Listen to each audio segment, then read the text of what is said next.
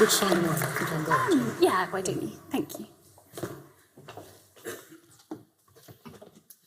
Thank you so much, everyone, for coming. And thank you, of course, most of all to Krishnan for taking the time to speak to us today. It's a real pleasure to have you here with us. Just by way of a brief introduction, Krishnan Guru-Murthy joined Channel 4 News in 1998, making him their second longest serving presenter. In addition to the news, he presents the Foreign Affairs documentary Unreported World, alongside special coverage and interviews. His podcast, Ways to Change the World, has been a particular success. Krishnan and I will have a brief discussion to start off the event, but then we'll open up questions to the audience, so make sure you think of questions to ask if you have them. So Krishnan, I've given a very brief overview of your career, but I wonder whether you want to sort of flesh this out a bit more and talk about how you got into journalism, your life thus far, and some sort of defining moments in your career. Okay, how long have you got? Well, I mean, like every sort of good Indian boy, I was raised to be a doctor, like my dad and like my granddad, and I couldn't really think of anything else to do, so I did science A-levels and was all set to go off and be a medic. But I did a lot of debating when I was at school, always dreamt of going to the Oxford and Cambridge unions and all those sorts of things, and did a competition by The Observer called The Observer Mace. And there was a BBC Two television programme called Open to Question back in the 80s that used to recruit sort of lippy kids for an audience about this big, to be honest, very similar size, of teenagers, sort of 16 to 18, who would grill a public figure, a politician, a celebrity, whatever it was. And so when I was about 15, I was asked to be in the audience of that show, and I kept getting asked back, because I always had something to say, and they could always rely on, if things dried up, they could go, Krishnan, and then I would have a question. And so when I was leaving school, I was taking a year off anyway, because that's what we all did in those days. We were just talking about that upstairs. And so I thought, well, it'd be fun to work for the BBC in my year off. So I wrote to them, it was BBC Scotland, actually, who made that programme, and said, I'm taking a year off before I go and be a medic. Could I come and work for you? And they said, no, but you can come and do some work experience. So I did 2 weeks work experience, and at the end of that, the head of department said, walk with me. And we took a walk, and he said, well, the presenter of that programme, Open to Question, is leaving. He's going to London, and we're looking for a new presenter, and we'd like to audition you. So they put me in a studio, I did an audition, and he offered me a 2-series contract. And that was the week before my A-level results. So it was all very, very weird. And my first programme recording was in September that year with...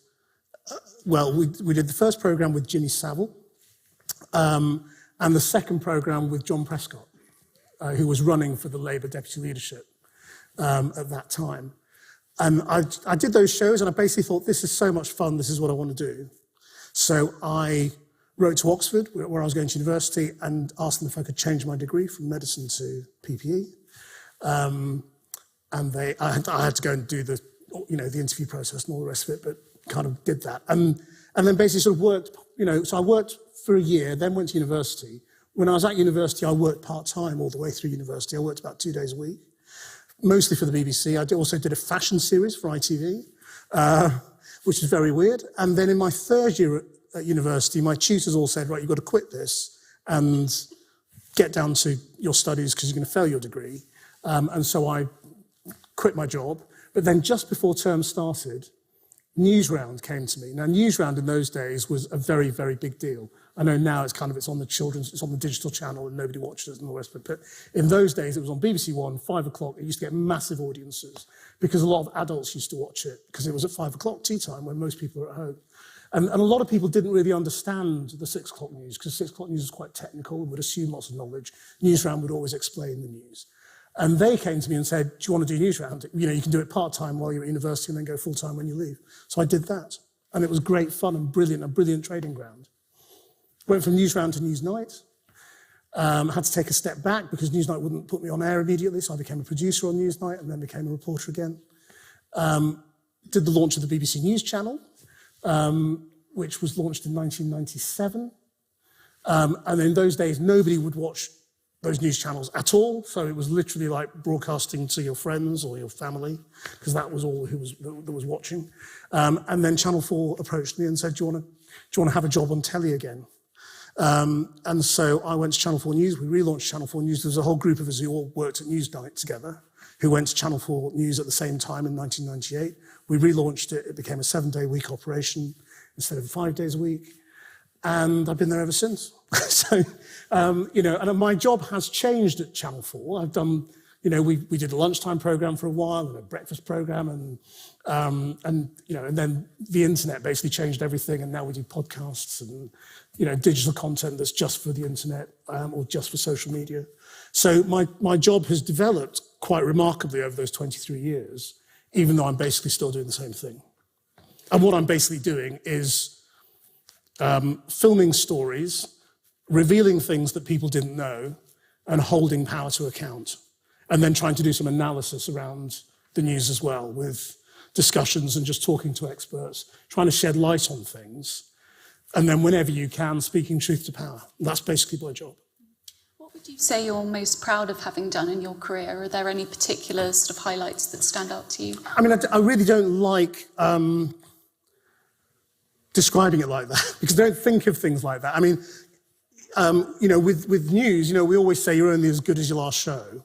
And so you will often come off air and think, that was brilliant, that was a brilliant program, because you captured the moment, when the news was breaking or whatever it might be. But to pick them out feels really odd. I've got programs that have been nominated for awards, and I was in Egypt the night President Morsi was basically deposed, and the crowds were all in Tahrir Square, and we did a program for Channel 4 News there, and that was amazing, and it was nominated for a BAFTA, and those sorts of nights really stand out in your mind. But quite often the things that you are most, I suppose the one thing I always talk about when asked this question is, I made an unreported world 5 years ago in Yemen, and we were the first British crew to get into Yemen for about 6 months. It was very, very hard to get in.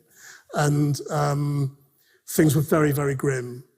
The war had already taken a very, very heavy toll on the ability of people to make money and to live. And so malnutrition was setting in, and this was sort of man-made famine that we were seeing for the first time. And it was a very, very difficult program to film. We sort of started off basically in a children's hospital, and I think on my first day, I saw 2 babies die in front of me from malnutrition. And then we followed a third baby who was very, very ill for about a week while we went off and filmed other elements of what was going on in Yemen and why this was happening, and the conditions that people were living in. And so we came out with material that really hadn't been seen before. And so when you do that, when you go somewhere and you go, we're the only people here and we have this very heavy responsibility to come back and tell the story. We'd gone for a documentary that was going to be shown in October or November of that year. We'd gone in, I think, July. And I came back and just, was raving about it to my editor at the news, saying, this is just incredible. We've got to get it on the news now. And so we led on it that night on Channel 4 News for two nights, I think, and showed as much of it as we possibly could, just because, the world needed to know. And so that kind of thing is very satisfying, because you feel like you're actually revealing something. So you've done documentaries, you've got your podcast, but you're also very well known for your interviews. And in a recent interview, which The Guardian did with you, you were asked, to whom would you most like to say sorry? And you responded, to every offended interviewee who thought I was asking hard questions for some personal reason. It's never personal. So my question to you is, if not to get some key insight into a person, what are you aiming at when you conduct an interview, and what are you trying to get out of someone, and why? It entirely depends on the interview. So if you're interviewing a politician who's in power, then you are, you're trying to, hold them to account. You're trying to say, why have things gone wrong, or why are you doing things this way? The experts are saying this, why aren't you doing it? It might be, if it's over sleaze or cancellation of HS2 or whatever it might be, then you're asking the questions that you think people at home want asked, because they want you to hold the government to account. If it's if it's an expert, then you're just trying to draw them out and trying to get as much as you possibly can. You might be trying to do an interview in which you're trying to reveal something. You're trying to get somebody to say something they haven't said before, that they think, but haven't said before. So you might, that kind of interview might be, much more gentle in that you're trying to tease things out of it. So there's no model, but and then if you're interviewing a celebrity, then it's just whatever's interesting, to be honest. The podcast I do is a very gentle interview, and it's a discursive interview about people's lives and ideas, basically what they think about stuff. And it's through the prism of changing the world and making the world a better place. So that kind of interview is basically wholly positive. I very, very rarely am going to challenge people. It's almost the opposite of what I'm doing on the news. On the news, I'm constantly challenging whatever people say. And saying, well, is that right? Is that true? Are you a lying bastard? Blah, blah, blah. All that kind of stuff. That's the basic approach of the hard news interview. On the podcast, I'm doing totally the opposite. I'm going with whatever people say. I might ask them something and they say something. And instead of saying, well, that's clearly rubbish because of X, Y, and Z, the approach is, well, that's interesting. Let's explore it. So it's entirely dependent on the context and the interviewee and the setting, and whether it's in the middle of an election campaign or, something outrageous is happening. So in Yemen, when we came back and I interviewed, the government wouldn't put up. Obviously, Britain's got a very important role in Yemen because we sell weapons to the Saudis and others who are involved in that war, who are then using those weapons on Yemeni civilian installations. So in that instance, the British government wouldn't put up. The British weapons companies wouldn't put up, but we got a Conservative MP who acted as a surrogate. And in that instance, you're not yelling at him, but you're basically saying, what on earth are we doing? We're selling weapons to these people and they're killing civilians. So that kind of interview is pretty straightforward. So, to be honest, I'm not sure I even meant that really, about people. Very, very few people get offended. Politicians can be a little bit brittle. And they can be a little bit, if they feel you've made them look a bit silly or that you've given them a very hard time or whatever it is, then they might come away a bit grumpy. But people don't often get personally offended. There have been a couple of famous ones that I always end up talking about, but who were offended. But I think that was more to do with them than me, to be honest. Because a lot of people say that part of the reason why podcasts have kind of grown in popularity so much over recent years is because people perceive there to be kind of a rise of gotcha-style interviewing, and podcasts can be a kind of counterbalance to that, in that it's a sort of gentler format, it's long form, and it's interesting that you obviously do both. And so I was wondering kind of what your thoughts are on that, whether you do think that's an accurate assessment, that there's a rise of sort of No, I think the opposite, actually. And it really worries me. I think, it's absolutely true that you don't want, if you're listening to a podcast on a walk by the river, you don't want to be listening to half an hour of people shouting at each other or, angry on the whole, depending on your mood. So yes, the tone of a podcast is very, very different on the whole to broadcast. But I actually think there isn't enough holding to account going on television at the moment. I think, and on the radio. And, I think people in power at the moment seem to have, the upper hand to a large degree.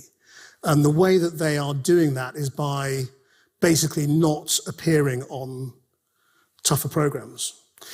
Basically, when I came into journalism, when I was basically, your age and a bit older, it was totally the norm. It was part of the democratic norm for people in politics and in business to be duffed up on the television and radio. And being able to face tough questioning and to justify your position and to, hold your own was something people would never get offended by. You would literally have a really heated, interview with somebody for 10 minutes, and then you say, thank you very much, then you go and have a glass of wine with them afterwards, and it would all be fine. Something has changed in which, the whole tenor of debate at the moment, which is obviously very divided, very polarized, and very personal. And people are no longer respectful adversaries; they are hateful enemies. A lot of the time, in whatever argument you're having, has changed the game, and so a lot of politicians just don't do interviews. They don't do tough interviews because they don't see it as part of their job anymore, as part of their role or part of the democratic norm. And they would rather do sympathetic outlets, with people who agree with them fundamentally, whether that's talk radio or GB News or whatever it might be, or LBC or the softer outlets like This Morning or whatever it might be. And they avoid. And the only ones that they have to do are the morning shows. Because basically what's happened over the last few years is that we've gone from a period in which politicians would basically do interviews all through the day. There would be a morning round for the morning shows, and then there'd be an evening round for the PM programme on Radio 4 and Channel 4 News, and whoever else wanted one. And then sometimes there would be a late night round as well for Newsnight, and there used to be some other late night talk shows as well. So ministers would appear all through the day. That basically doesn't happen anymore. Now they mostly will do a morning round in which they will do, the radio shows and the Today, and the TV shows. And so on GMB, they'll get duffed up. On the Today programme, they'll get duffed up. But on the others, it tends to be a more sympathetic outing if you're in the government. And so, I actually don't, and I actually think the sort of tradition of rigorous, sustained questioning in interviews has largely gone because we don't do them anymore. Again, we used to have long-form interviews on the TV and radio, which were normal. On a Sunday lunchtime, you'd watch a half-hour interview with a politician. We don't do that anymore. Ma is the closest thing we have to that, and that's a Sunday morning show, which has a very, very different feel to it. Ma's very good at what he does. He's moving on now, but it's a Sunday morning, and it's not, an evening punch-up. It's a much more gentle and discursive chat. Why do you think it is that politicians don't view it to be in their self-interest anymore to do those kinds of interviews? Is it because they see that, audiences are dropping off for some of those shows and that they can reach people via social media or what? Well, I think they like to think that, but it's not really true. I think really it's because they don't, if you're a press officer for somebody in power, you kind of think, if I'm not on very strong ground, if I don't have to do this interview, which has got quite a high likelihood of making my person look shifty, wrong, like they don't know what they're doing, whatever it might be, why do it? And I just think in the old days, there was a sort of, there was just an assumption that, well, why do it? Because you have to do it. Because that's part of your job, and it's part of your job to defend your patch. And if you can't defend your patch, you shouldn't be in the cabinet. Whereas these days, there's much more of a, what's in it for us? Doing the media is not part of a democratic norm. It's a way of either getting your message across to your supporters and your core, or it's, and you basically don't want to be held to account if you can at all avoid it. And if you are going to be held to account, you'll be held to account on a couple of outlets where you know what to expect. And that'll be, as I say, the Today programme and a couple of others. And I think politicians use as an excuse quite a lot of the time that, so-and-so presenter is biased and therefore, I won't go on that show. But for whatever reason, rightly or wrongly, that does seem to chime with kind of, the population at large who do often hold quite strong views that, certain presenters hold personal biases. And to a certain extent, of course, they do. We're all human. Well, again, you've got to be careful what you're reading on, when you say the public, what you read on social media about what people think and what people actually think are often very, very different. So Ofcom, the regulator, does an annual survey of what the public thinks. It's a big survey, it's a proper poll, 2,000 people, I think, and they do quantitative and qualitative survey. Now, in their most recent one, I was so pleased with that, I put it at the top of my Twitter. Channel 4 News was regarded by viewers as top of the terrestrial news broadcasters, so that's BBC, ITV, Channel 5, Channel 4, and actually we include Sky on that, even though they're not, and CNN, for impartiality, range, trustworthiness, depth of analysis. On all those metrics, the viewers, the public, hold Channel 4 News above any other terrestrial news. Now, if you went onto Twitter or Facebook or radio or whatever, you'd hear loads of people saying, oh, Channel 4 News is sort of liberal, left, North London consensus. It's not what viewers think. So it's very easy to dismiss, the BBC as biased or Channel 4 as biased or whatever it is, if you want to create amongst your supporters that explanation for why you're not going on those programs. But I think the public is a bit cleverer than that, and they know what our job is. And it's easy to forget, we've had a Conservative government or a Conservative-led government since 2010. I've been doing Channel 4 News since Tony Blair was in office, and they hated us just as much as this government do. And they used to, John Reid, when he was the Home Secretary, didn't do us for months and months and months. Now, that was really unusual in those days. The idea that the Home Secretary wouldn't come on Channel 4 News for 6 months or 9 months or whatever it was extraordinary. Now that's the norm. So people in power don't like being held to account. That's the bottom line. And governments will get more scrutiny than oppositions. That's just inevitable, because they're in power. They're the people who are doing things. So if you're in the government, you inevitably feel that the media is against you, or the broadcast media is against you, because they're not writing Daily Telegraph-style flattery. Thank you. I think we'll open it up to audience questions now, so feel free to put up your hand. Great, over here. Thank you. You mentioned how important it is to hold power to account, and how right now politicians aren't turning up to these interviews. But to what extent can you adapt your role to hold power to account? You say you're doing these podcasts as well, and that they're actually more softer form, and you're not really challenging opinion. But what do you think journalists can do to change the system?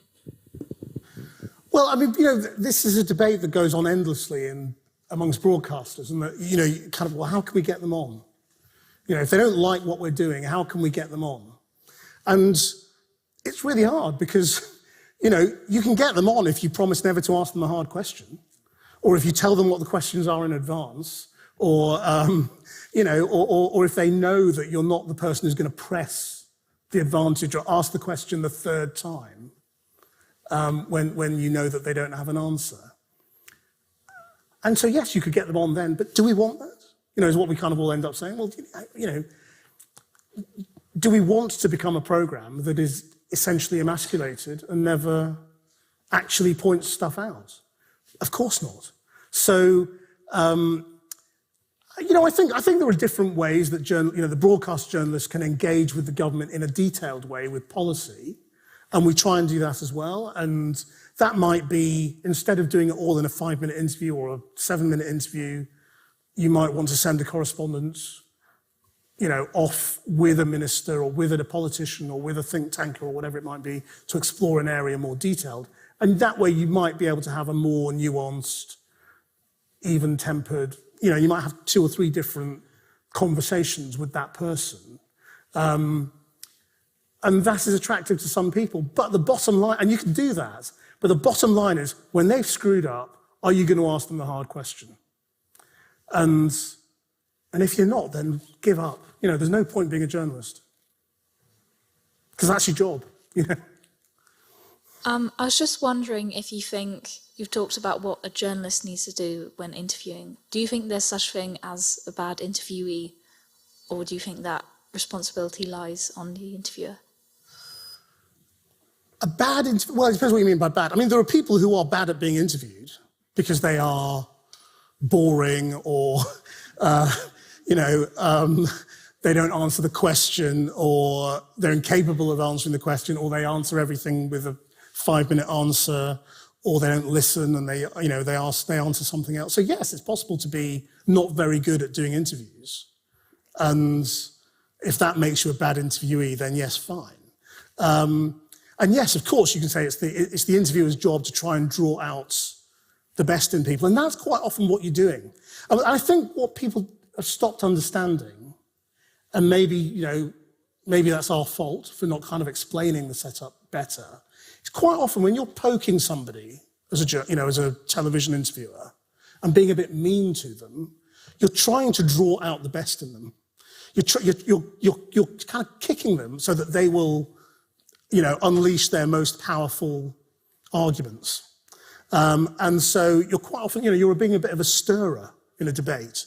You're saying, well, you think that and you think that, well, go at each other. Because that way you kind of hope that you're going to flush out where the arguments really are.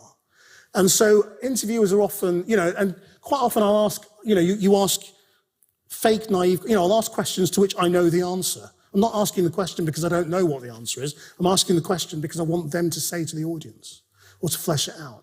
Or I might ask a sort of a very naive sounding question because I want to give them the opportunity to start from first principles and say, this is what I think.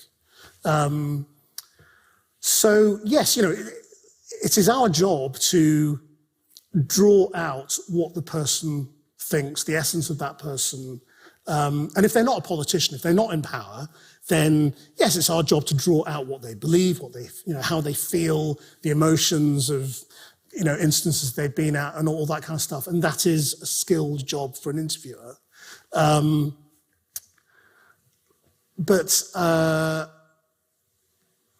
yeah, I mean, I think equally, some people just don't want to do interviews, and so they're not very good at it, or some people are very bad at it. The worst thing to do is to be media trained, which, if you go into the corporate world, you will all end up doing media training of some kind, or the political world. And I always think it's just the worst possible thing for people to do, because it's always insincere. The trainers are not television interviewers, so they always give them the wrong tips. And you kind of, whenever you sort of have a conversation with someone about their media training, quite, privately, you just always end up having to say, just don't do any of that. That's just the worst advice I've ever heard, Best advice for media training is tell the truth, wherever you can, Do you say that from experience? Did you receive a sort of media training or? No. But I mean, I know lots of people, who have. And, people get trained to either dodge the question or get their message across or say something, they'll have their talking points that they are trying, whatever the first question is, you always say this first because you've got to get your message over. That just makes you look awful. Because it just makes you look rude and, too trained, if you're asked, one thing and end up saying, well, before I get to that, or some people don't even say before I get to that. They just say, well, blah, blah, blah, blah, blah, because their PR person told them to. What were some of the kind of best tips that you were given in presenting? As an interviewer? Yes. Well, I think you largely learn. I mean, I think what I decided very early on, and I used to watch Robin Day and Jeremy Paxman and David Dimbleby and Brian Walden, and these were sort of the great interviewers of my childhood, if you like, and adolescence. And I think I sort of decided, that I kind of wanted to be the kind of interviewer who would not give up, who would sort of drive at, whatever they were getting at, or try and drive at the truth. But also that it's very important not to go in with a list of questions. So I never have a list of questions written down. I basically have 2 or 3 things that I want to get out of an interview, and then I listen to them. And then we just take it from there. When I do the podcast, it's an hour-long conversation. And, a lot of people who do hour-long conversations, do a very structured interview of sort of, I'm going to do this, this, and this, and this, and this. I literally just I do my research, and then we have a conversation. And so listening to the interviewees, I think, is the most important thing. Whether you want to challenge them or move it on, because you've got to listen to every word if you're going to challenge them, to work out whether they're telling the truth or not. And you've got to understand what they're saying in order to move it on. Thank you. In your view, how big a role has the media had in shaping public policy? Shaping public policy?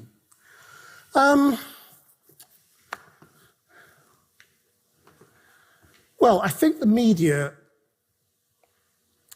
has very little role in shaping long-term public policy, and probably too much role in shaping short-term decision-making.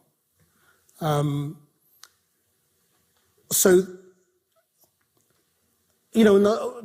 people have tried different ways of doing, a lot of us kind of regret slightly that the media isn't more of a forum for ideas. And that's partly why I do the podcast. To try, so that we can have proper conversations about policy and what is the right thing to do. I think in truth, it's not, and it's not the place where big ideas get shaped. It's the place where you might hear about them, and you might hear about it for the first time on the TV. But those conversations are really going on elsewhere. But in terms of short-term policy making and short-term decision making, when things are going wrong and, the government's got to react to a crisis and all those sorts of things, then obviously the media is very important.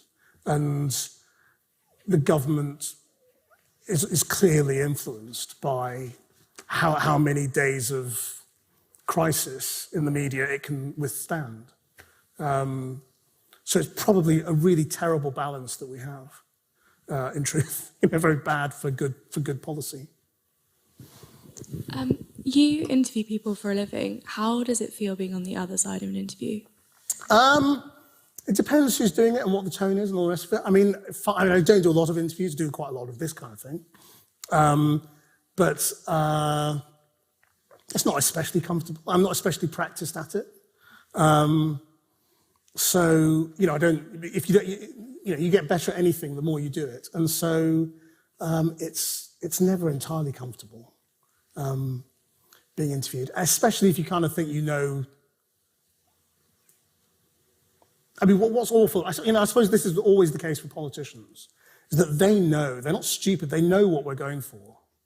So when you know that somebody has got a line of attack, and you know that they're going to use it against you, and they're going to attack us for being a bunch of lefties on Channel 4 or something, or whatever it might be, you kind of think, right, you're braced for that. And that's not fun. And that's what we put people through every day. So yeah, it's not easy, I think, being interviewed, but whatever your job is. You talked about kind of Andrew Marr and LBC.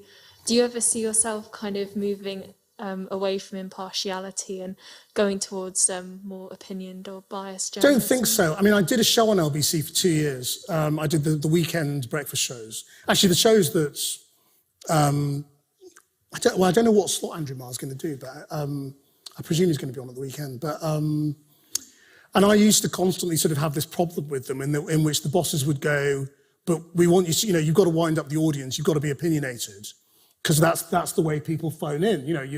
Your shock jock says something provocative to get the listeners riled up, so that they will ring in to create this, evil circle of, of opinion. And I would always say, well, I can't. I do Channel 4 News and I can't do that. It's not what I want to do. So I ended up leaving after a couple of years. We sort of, we said, look, this isn't going to work. So no, and I always really regret it when people like me who spent decades in the regulated media, if you like, then leave and then give away what they think, afterwards. I think it's a terrible mistake because you kind of trash your legacy. When you suddenly you find people suddenly revealing how they voted or what they really think about things. And I think that's really not a clever thing. I mean, there are some people who then go into opinion journalism, and Andrew Marr's, Andrew Marr came from opinion journalism, worked within, impartiality for the BBC, and now he's going back to what he used to do. We used to get Andrew Marr on as a guest to argue from a sort of a left-wing newspaper editor's point of view. And it's funny now that the left think of him as pro-government, but anyway. So, I don't think there's anything wrong with it, but I don't see myself doing that, in the foreseeable future. I went and did I did an unreported world about American talk radio a few years ago. I went on quite a lot of sort of talk radio stations with the people I was featuring, and we would argue this out about impartiality. Can you ever really have impartiality? Impartiality is a con, because you've all really got views. They would say, you've got political views, you pretend to hide them, you don't really hide them because we can all tell what they are. It's a con, there's no such thing as impartiality. And I would say, well, actually, you may think you know where we're coming from, but you don't, and we strive very hard within a set of rules to offer balance, and to think very hard and to leave our political biases at the door of the edit suite. And that's our job. And some of us, sometimes you get it right, sometimes you get it wrong. It's not perfect. And it's not an exact science either, like science, according to Ben Bradley. But I don't know, did you ever see that yesterday? Conservative MP who said science is not an exact science. That was very funny. But we try, is the point. So I think it's better to try and be fair and better, and to fail than to not try at all. Would you mind elaborating a bit upon kind of what the procedures you go you go around for sort of impartiality? Yeah, because I think there's not revealing your personal views, but then there's deciding what stories are important enough to report on, deciding what sort of line of questioning to go down in order to scrutinise a public figure. And I think sort of deciding what's important is a sort of mode of this partiality. Is partly why sort of perceptions of bias come about, in that if you have a Conservative government for 10 years and you are constantly doing interviews with either members of that government or surrogates or supporters of that government, and you're criticising government policy, then I suppose it's understandable that some people will think, well, you must be anti-government. And it's like, well, you're not anti that government. You're just challenging everything about government. And I will challenge the next government, like just as I did the one before. So that is part of your inbuilt training as a television or radio journalist. And I think it's what a lot of newspaper journalists don't understand.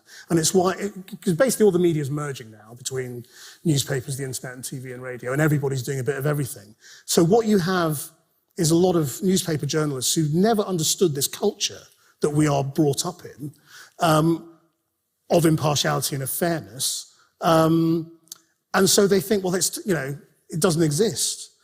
I mean, it's not necessarily a daily process, but it's kind of, from our morning meeting onwards, we don't set an agenda of sort of, well, this is what we're going for on this.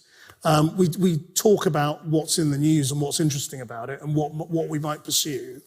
And then those individual correspondents will work in teams where if the correspondent says something that's over the line, it's the producer's job to say, you can't say that. What about this, that, and the other? Or when they work out who they're going to interview, well, you interview somebody on one side and somebody on the other, and maybe an expert to try and shed some light on in between. In the sort of the classic sort of 1.5 minute news at 10 piece, that's basically what you've got time for. you know, one for, one anti, one in between, and a piece to camera from the correspondent. Now, luckily on Channel 4 News, our pieces are a bit longer than that. They tend to be at least 3 minutes and usually 5, 6, 7 minutes, whatever it might be. So we can get a little bit more into the subtleties. So when we're thinking about who to interview, we're thinking about fairness. Is it fair to just do that? You know, what's the other side of the story? That is your constant instinct. And then when we're casting discussions for live, it's always, if it's a piece of government policy, well, who's going to support it and who's going to criticise it? So that's your instinct in terms of the process you go through. Then there are also rules. There are actual rules. So there's a broadcasting code written by Ofcom, which we have to comply with, and that covers everything from language to fairness to, if you're in an election period, you know, every party needs to be represented. Well, not every party, but they decide who are the key parties.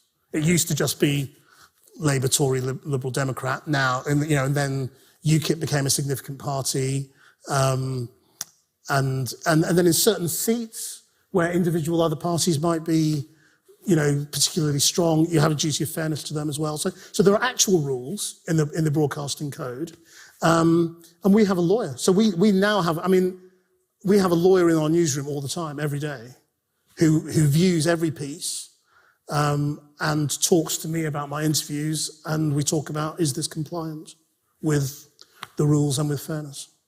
And the lawyer will say, we can't do that. And if you do a documentary, it's from the beginning. So when I do an Unreported World, before I go away filming, I have a conversation with the commissioning editor and the lawyer together.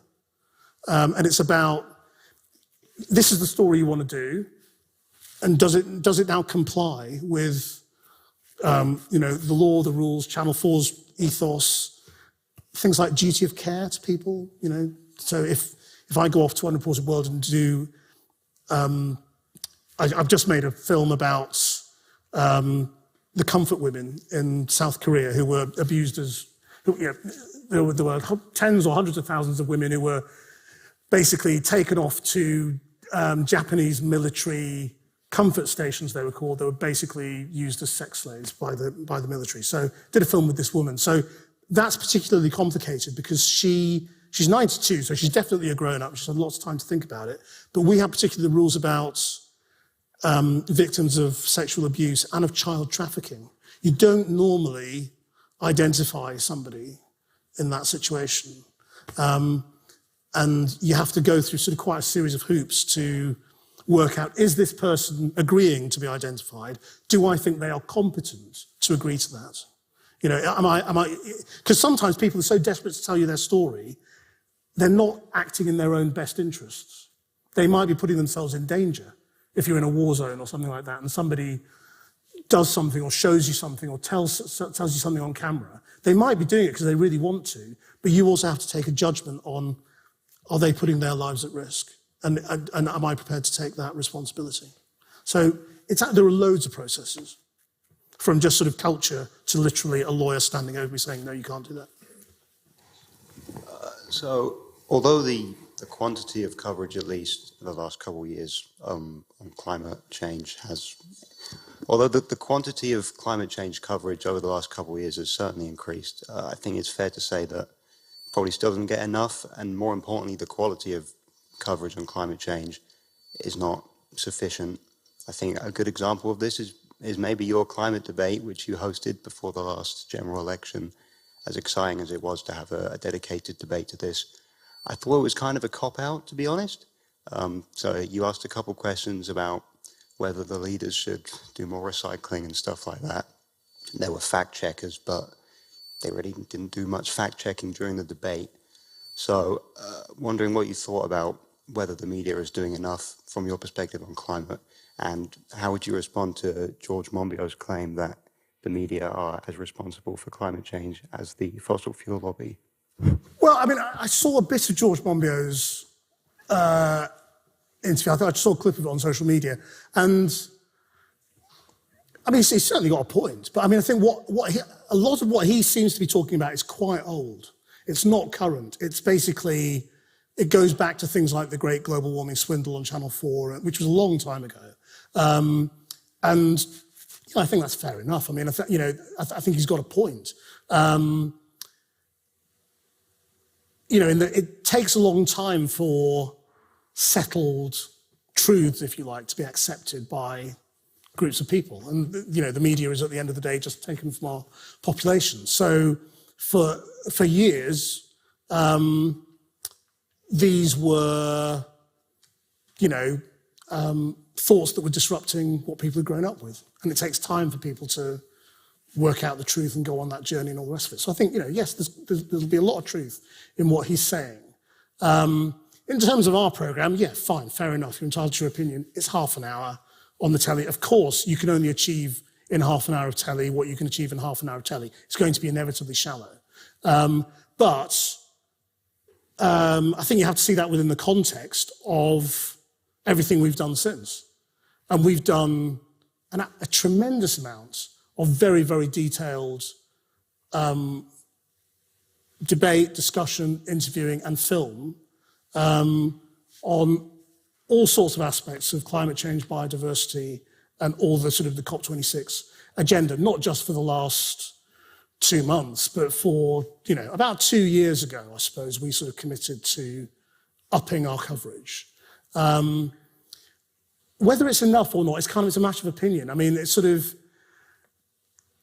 very hard to do, in truth. I mean, I was talking to somebody the other day about this on Sky. Sky News do a climate show, and nobody watches it. I mean, nobody watches Sky News anyway. We've sort of established that. But even fewer people watch that particular show that they do, even though you would go, well, that's a very laudable thing to do. They're doing a dedicated programme on climate change every night. So you've got to think more carefully about how you place those stories within the schedule and within your programme. And that's what news programming has always been about. It's about trying to sort of get stuff that is not always easy to watch into your programme so that people will watch it. And that's what's been disrupted by the way people consume news now on the internet, because most of you will not sit down and watch Channel 4 News from 7 o'clock till 7:52. You might catch bits of it, usually on social media, or a report that is being shared, or a particular debate, or a clip of a debate. Not even the whole interview. It'll be the 1.5 minutes of heat. And so actually what we are doing now is really distorted by the way it's being consumed. Thanks.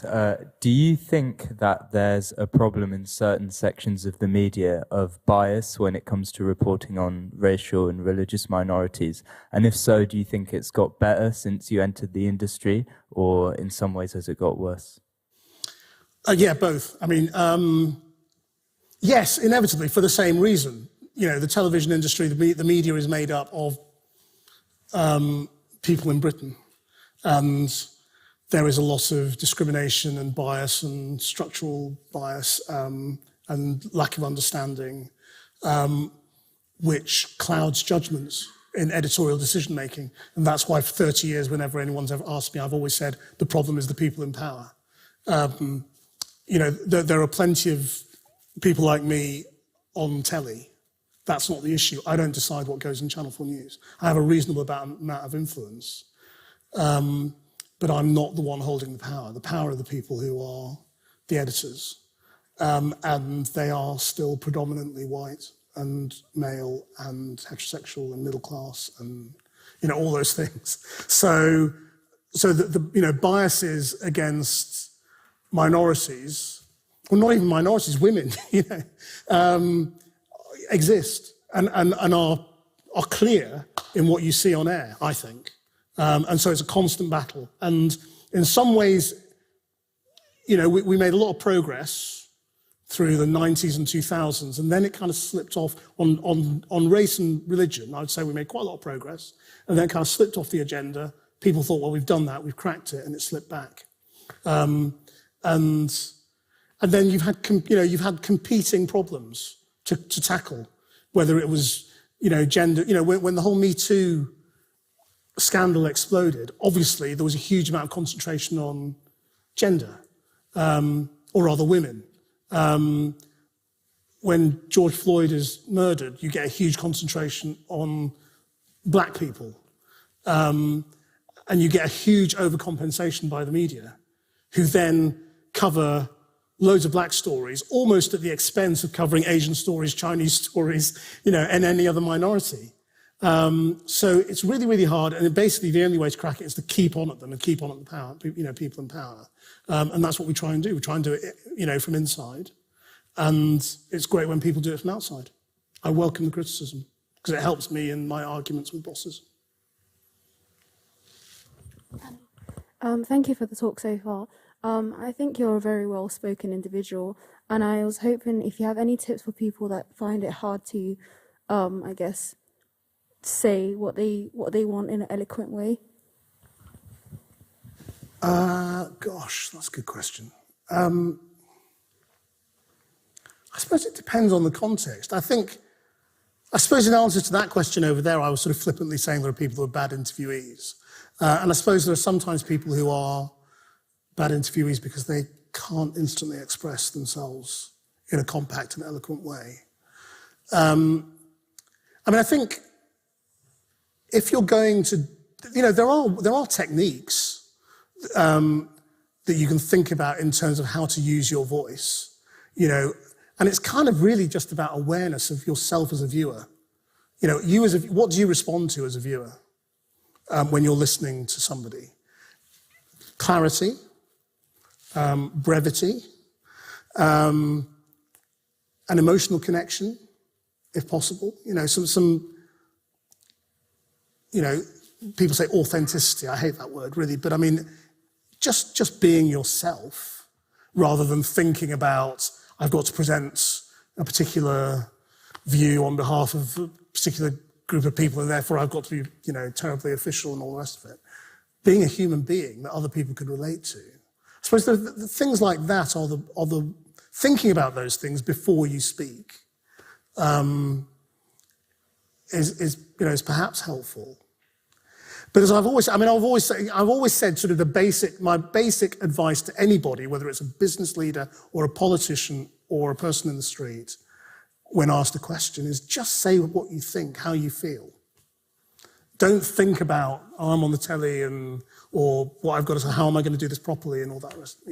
If you can just get to the little nugget of, you've got, because you're going to have 15 seconds in this piece or 30 seconds in this television report when somebody sticks a camera in your face and they do a 10-minute interview with you as an expert at emerging markets or whatever it is that you might be. It'll get cut down to 30 seconds. So just think about what is the essential thing as a viewer that you want to get across. Did using your voice always come sort of naturally to you, or do you think you developed that ability over time? I think, I was always into acting and debating and performance. So yeah, I liked performing. I nearly became an actor, and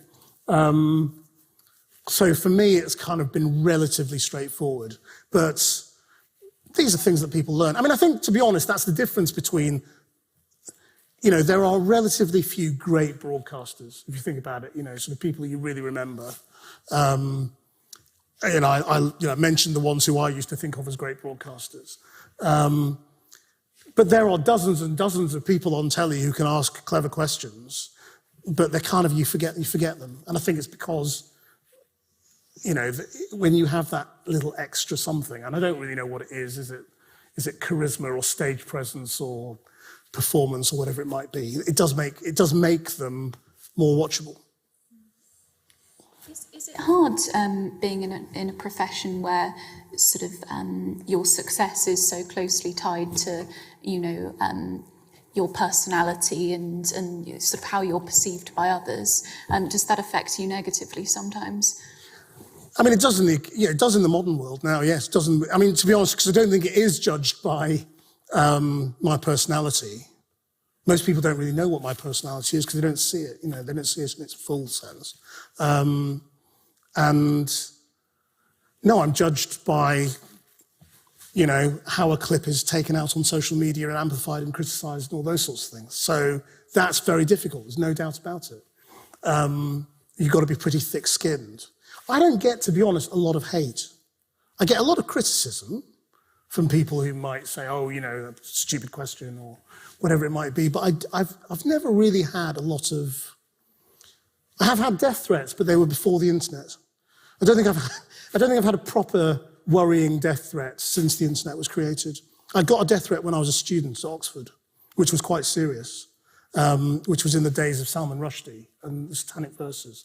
And I had chaired a debate on the BBC about the Satanic Verses and the row about it. And I got a death threat from some group in the Northwest. And the BBC didn't tell me for quite a long time, but it was in the days before we all had telephones. And I used to get notes at the Porter's Lodge when people wanted to get hold of you. And so I got this note at the Porter's Lodge saying, the head of BBC editorial policy has left you a message, could you ring him on such and such? And I rang and he said, yes, we've had a few communications since the debate, and we thought we should let you know that we've had this group called, I think they were called the Bradford Muslim Warriors or something like that. And well, they weren't a real group, it was just kind of like some people, but it was a bit worrying. And they've sent a threat. I said, oh, right, okay, what have they said? They said, well, it's a death threat, but we don't think it's anything for you to worry about. And I said, why is that? He said, well, they're not a proper group, they're not a recognised group or anything like that. He said, the only reason I'm calling you is because they've now sent 3 letters, and they're demanding an apology. And but we're not going to do an apology because we don't think there's anything to apologise for. We just thought we should let you know so that you could take the usual precautions. I said, what are the precautions for a death threat when you live in college and all the rest of it? So, I know a lot of people get really nasty stuff on the internet and death threats and really, a lot of race hate and all the rest of it. I don't get a lot of that, a little bit, but it's not nice. I wish you just got judged on your performance. Because when you get judged on by survey data, because all the channels do things called audience interest surveys, where they'll get a group of people in a room and ask them what they think about key presenters and talents and all the rest of it. And so when that happens, I tend to come out of it fine. And that always kind of puts me at ease. Because if you look at your Twitter, you slit your wrists. Any other questions on that cheery note? Yeah, over here. Thank you for the great talk, first of all. I just wanted to ask, what's your take on the current, the prevalence of double standards in the media today? I mean, sorry, the what? The prevalence of double standards among media platforms today. I mean, we've seen this in the US, for example. I mean, each side of the spectrum just supporting whichever affiliations that they deem to be fit. And this has affected their narrative, their credibility, and how the viewer just perceives whatever it is they're saying. So, well, that's why I really hope we don't go down that road in this country. I mean, and I think we're beginning to. And so, when you say double standards, I'm not sure what you mean, but just each side just trying to, if someone from the right does something that's yeah. Well, I mean, questionable. Personally, that's why I think things like talk radio, GB News, these are not good things.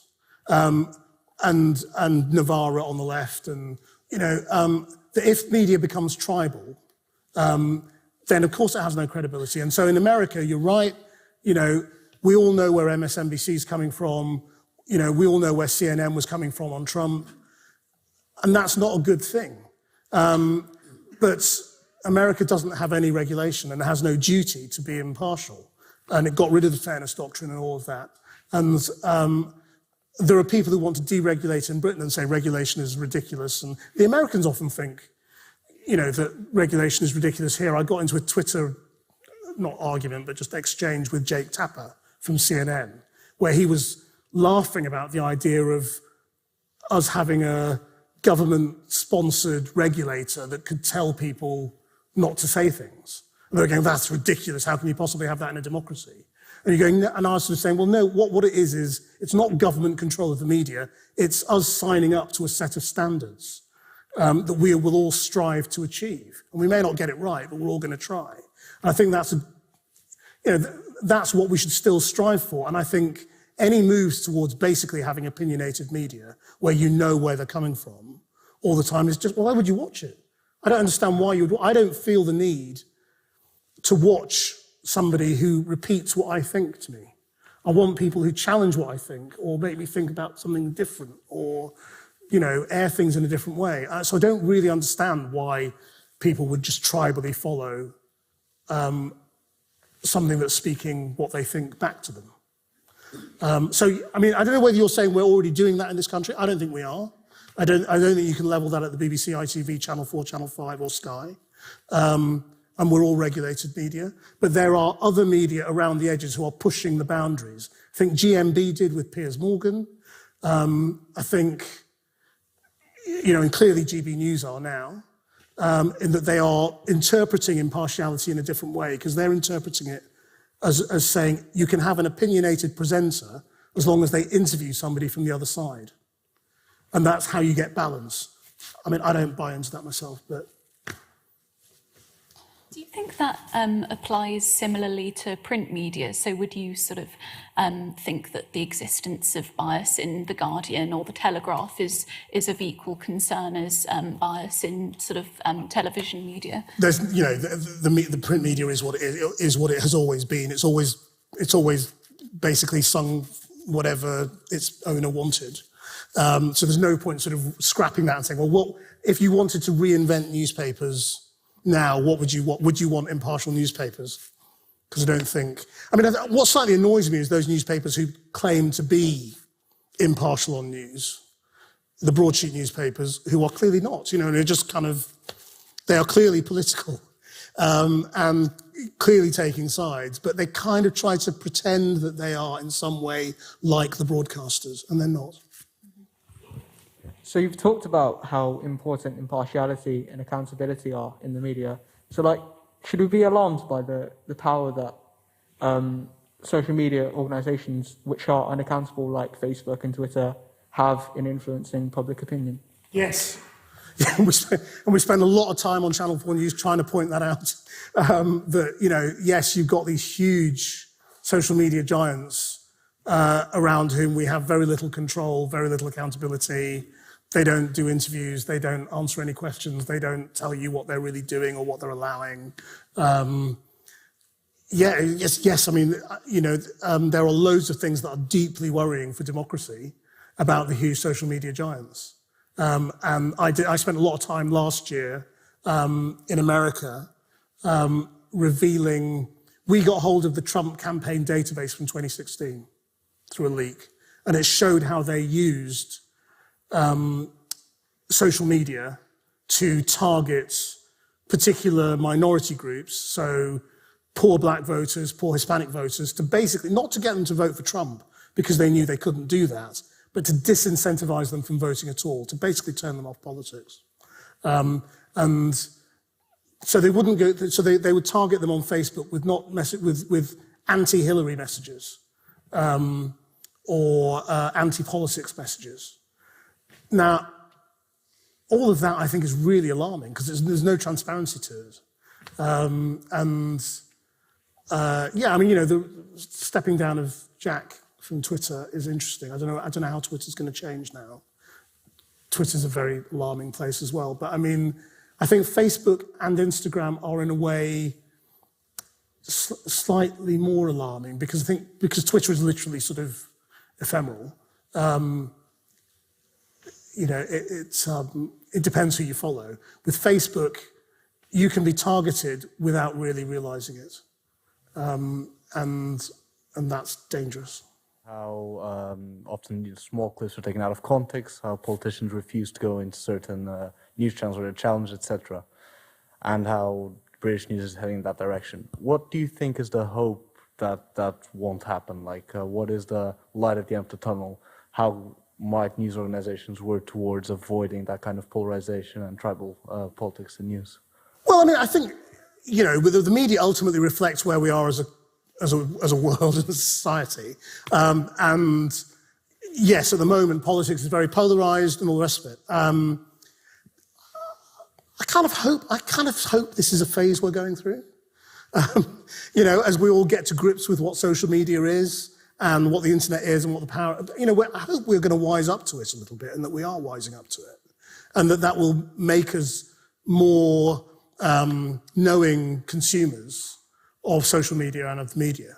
And that some of the bold, blatant ways that people have been manipulated in the last 10 years won't be able to happen in the next 10 years. So, and I think, we're all more familiar now with this conversation. You know, the conversation that the world is polarized has been going on for a few years now. And it's all terrible, isn't it? And we all hate it, and we all, you know, it's all very unpleasant. At some point in time as a society, I'm sure we're going to kind of say, well, let's do something different then. And there will be a leader at some point in time who brings people together, you know, in most of these countries where you've got, you know, where you've seen populist leaders, if you like. I think you could see a populist leader as bringing a country together. I don't think you are, because I don't think you really can, because in order to bring a section of the country together, they're having to make the other part of the country the enemy. You know, what you want to see at some point in time, surely, are political leaders who are able to draw support or approval or tolerance or even sort of a bit of grudging acceptance, you know, as it used to be, of people who are trying to do their best to make the world a better place. And so I hope that will, you know, I think a lot of these things are cyclical, and we, you know, you push, you know, we as a society push things to a, you know, to where, you know, to wherever I'm mixing my metaphors now, but I mean, you can't have a cyclical pendulum, but if the pendulum goes there, then hopefully it will swing back, you know, and maybe we're there at the moment on the pendulum. But I mean, that's just a blind hope based on no evidence at all. Hi, thank you. So I'm curious how, if at all, has your identity affected your career? And second, you mentioned your parents really wanting you to pursue a career in the medicine, like industry or medicine field. How did they feel about the path that your life took?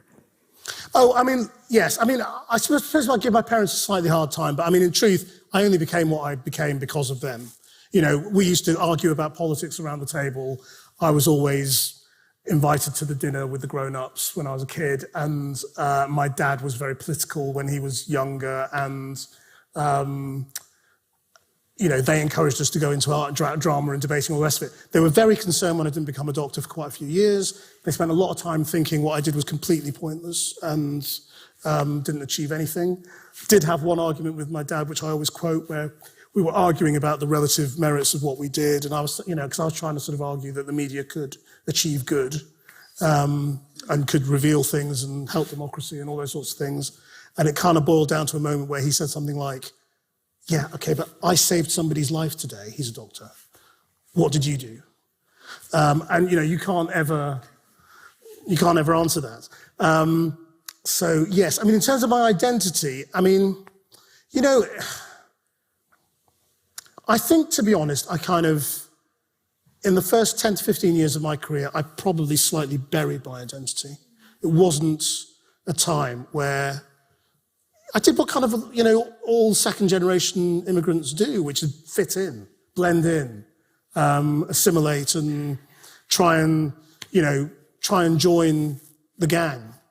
You know, the media. I remember when I was first in telly, and I got invited by a friend to a dinner at the Director General of the BBC's offices, and they used to do these dinners where they used to invite, you know, stars and presenters and writers, and it was an incredible gathering of people. It was, you know, Nigel Hawthorne, who was an amazing actor, and George Martin, the producer of the Beatles, and all these people. I couldn't believe I was in the room, you know. So that's the extent to which my identity featured, but I hid that, and I kind of, you know, played the game and all the rest of it. It's only as I've got older and as more of these conversations have been had that and I suppose as I've become more senior in the industry and less worried about saying what I think, that I am able to think about it more. And, you know, people always used to say, well, have you ever been a victim of racism?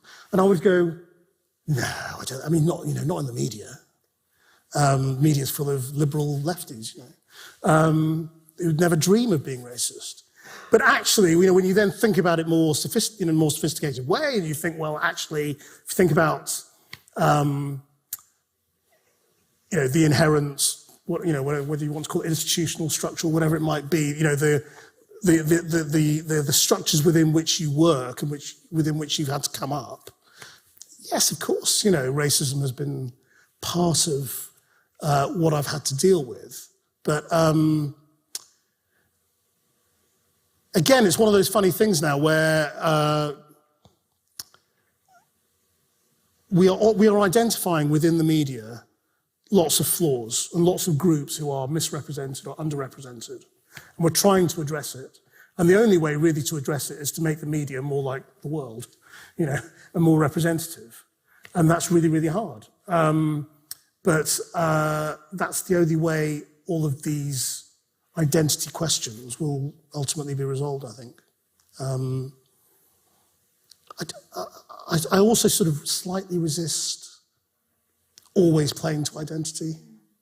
You know, I think you also have to ask yourself, you know, we're sort of wrestling with this at the moment, actually, in terms of, you know, representation is one thing. The people who are on screen, the people who are taking decisions. Where it comes out, obviously, is the decision-making process of what you're doing, what you're covering, the stories you're covering, what you will drop when a new story comes up. You know, is it the 30-second story about some, you know, the train crash in India that you drop, or is it something else? You know, those are that's where you know, identity actually kind of plays out, because it's about what that day's editor thinks is interesting. And if that day's editor is a 35-year-old Asian woman, it's going to be different to if it's a 55-year-old English man. So, yes, to what extent identities play? Yes, I mean, of course, it's a huge thing, but I don't think there are easy answers in terms of, you know, how you make it all fine, how you make everybody feel happy about it. Thank you. Hi, Krishnan. It's been a pleasure to listen to you. This is a two-parter. So the first part is you've spoken about your career progression, and from the sounds of it, you started climbing the career ladder pretty young. You were able to host a debate for the BBC while you were still in university. So I wanted to ask what advice or tips you had for an aspiring journalist that's in university in this day and age now, and also in terms of your own career and your career progression.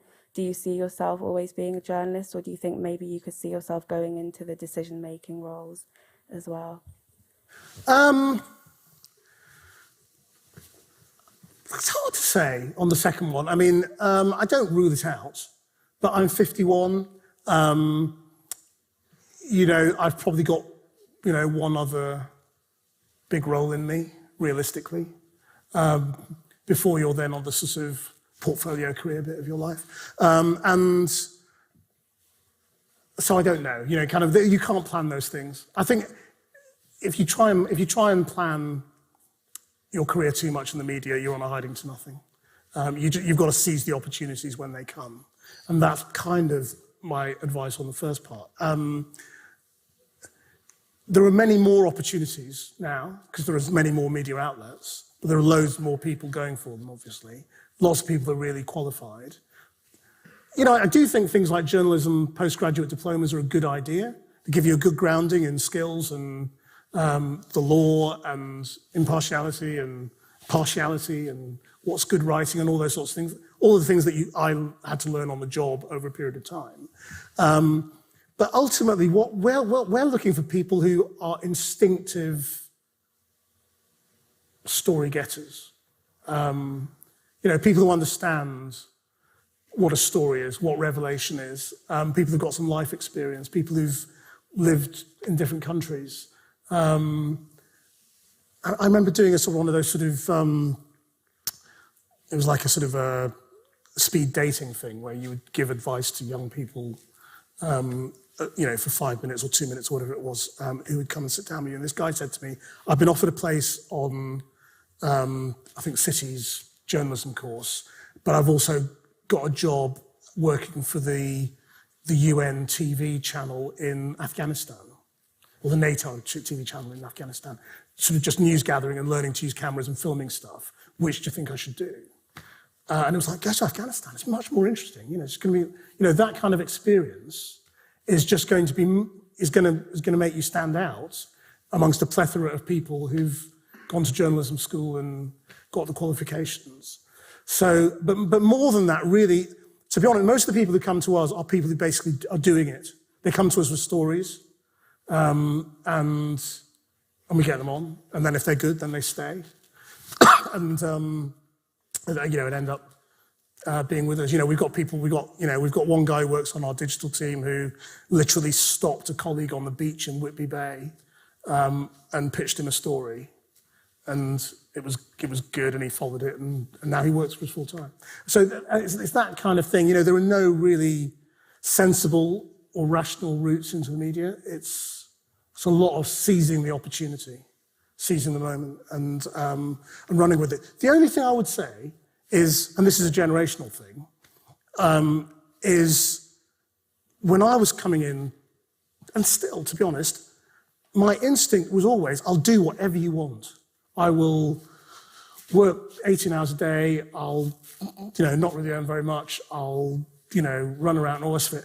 And I think these days, because you can, because there are lots of jobs out there for talented people from Oxbridge, there's a bit more pickiness from the young people we get these days who, they're a bit more, no, I don't want to do that.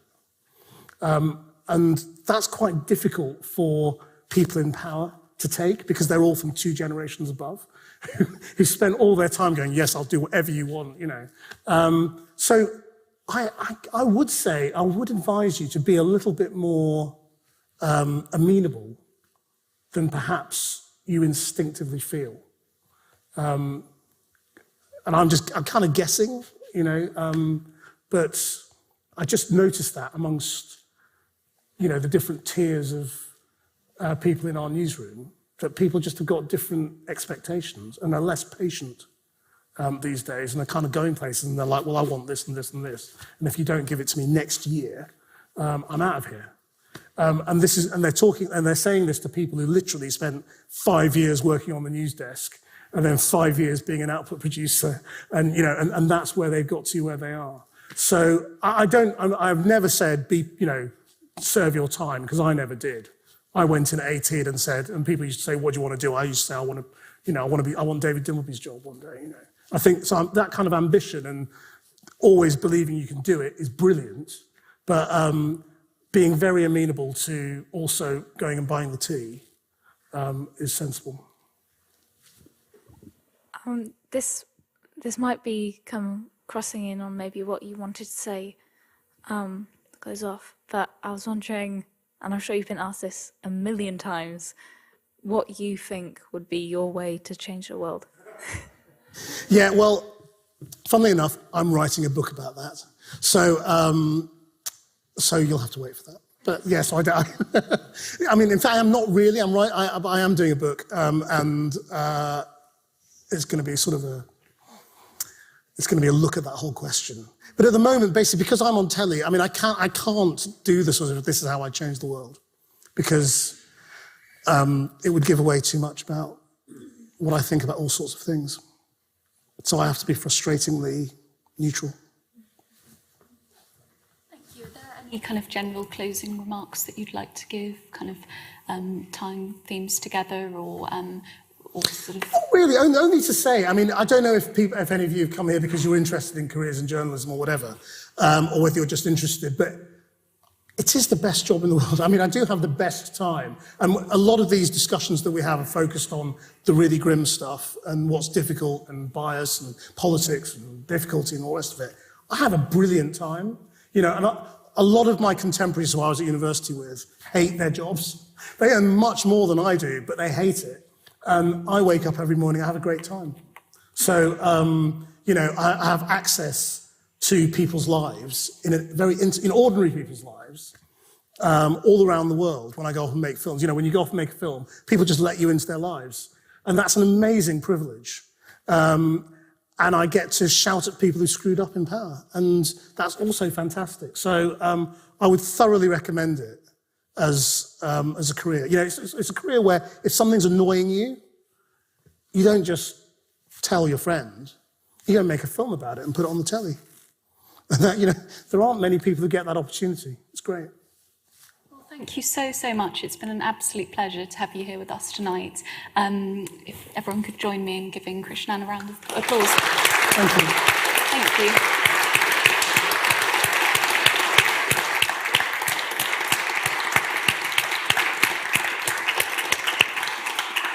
so much. Thank you.